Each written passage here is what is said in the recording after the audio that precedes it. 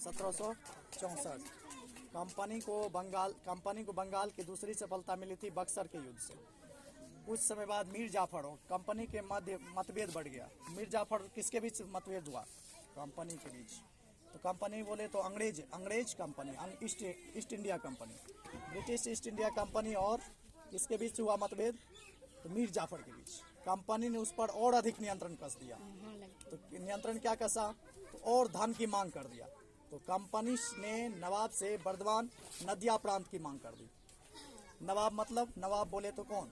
तो मीर जाफर से ये अंग्रेज कंपनी कहा कि हमें और अधिक रुपया चाहिए, बर्दवान और नदिया प्रांत हमको दे दो, उस पर मेरा नियंत्रण रहेगा, वहाँ से हम कर वसूलेंगे। उसने कंपनी की मांगों को पूरा करने में असमर्थता दिखा दी। कौन? मीर जाफर बोले नहीं, हम तुमको नदिया और बर्दवान प्रांत नहीं देंगे। डच के साथ जाके मिल गया मीर जाफर। डच के साथ मिल गया तो अंग्रेज ने उसके दामाद मीर कासिम को नया नवाब बना दिया। अब दामाद कौन था? मीर जाफर का दामाद था मीर कासिम को बना दिया नवाब। बदले में मीर कासिम ने कंपनी को बर्दवान, मिदनापुर, चटगांव तीन चीज प्राप्त हो गया। बदले में कंपनी को कौन कौन सी मिल गया? तो मीर कासिम से बर्दवान, मिदनापुर और चटगांव, 3 गांव मिल गया। बदले में कंपनी को मीर कासिम से बर्दवान, मिदनापुर और चटगांव प्राप्त हो गया। मीर कासिम एक कठपुतली शासक नहीं बनना चाहता था। मतलब मीर कासिम जो था वो अंग्रेज के कठपुतली नहीं बनना चाहता था। तो उसने अंग्रेजों से दूर मुंगेर को अपनी राजधानी बना दी। अंग्रेज से दूर भागने के लिए मीर कासिम ने क्या की? तो मुंगेर, बिहार में आकर के अपनी राजधानी बना ली। इसको, बंगाल को, और अपनी सेना को यूरोपीय पद्धति से प्रशिक्षित किया। तो मीर कासिम का मुंगेर का किला आज भी है। मुंगेर में जो मीर कासिम किला बनाया था आज भी वहाँ पर मौजूद है। मीर कासिम का मुंगेर का किला। अपनी आर्थिक स्थिति को सुधारने के लिए अंग्रेज पर नियंत्रण लगाने का प्रयास किया। कौन? आर्थिक स्थिति को सुधारने के लिए उसने मीर कासिम ने अंग्रेज पर नियंत्रण लगाने का प्रयास किया। दस्तक के अधिकार से कंपनी के कर्मचारियों को व्यक्तिगत लाभ हो रहा था। अब दस्तक के अधिकार, दस्तक क्या होता था? तो दस्तक होता था अधिकार पत्र मिला था। दस्तक के अधिकार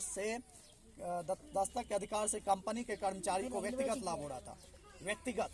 कंपनी के कर्मचारी को व्यक्तिगत लाभ हो रहा था, परंतु सरकारी खजाना इसका प्रतिकूल प्रभाव पड़ रहा था।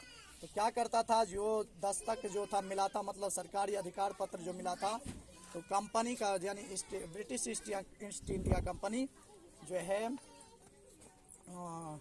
इसका बंगाल के निजी व्यापारी का सामान रुपया लेकर के पार करवा देता था। तो इससे सरकारी खजाना मतलब राजा को कम मिल रहा था। क्या कम मिल रहा था? राजा को जो है टैक्स कम मिलता था। यही प्रतिकूल असर पड़ रहा था। कंपनी के कर्मचारी भारतीय व्यापारियों का दस्तक बेचकर भी लाभ उठाते थे और भारतीयों के साथ दुर्व्यवहार भी करते थे। मीर कासिम ने इसका विरोध करते हुए कंपनी पर व्यापारिक प्रतिबंध लगा दिया। अंग्रेजों ने मीर कासिम के साथ युद्ध किया और 1763 में हरा दिया।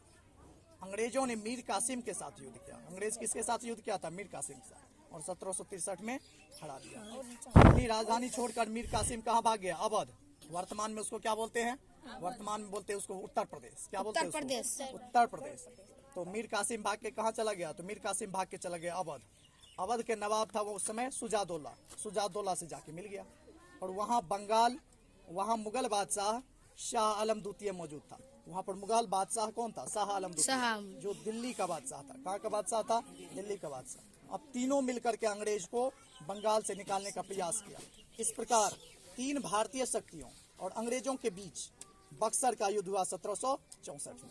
और इस युद्ध में अंग्रेजों की जीत ने बंगाल पर उनका आधिपत्य स्थापित कर दिया और मीर जाफर को दोबारा नवाब बनाया गया।